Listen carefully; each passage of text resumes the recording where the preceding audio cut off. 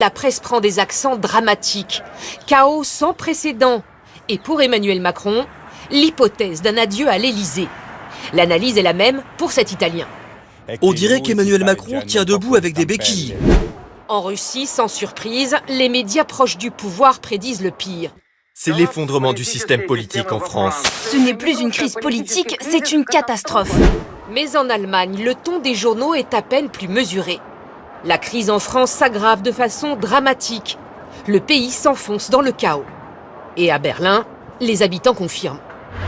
Bien sûr que c'est inquiétant. J'ai peur que ça devienne complètement le désordre.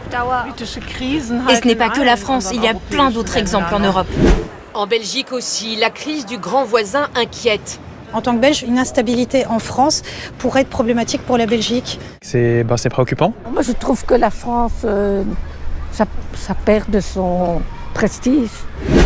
Enfin, les envoyés spéciaux britanniques se penchent sur le malade France.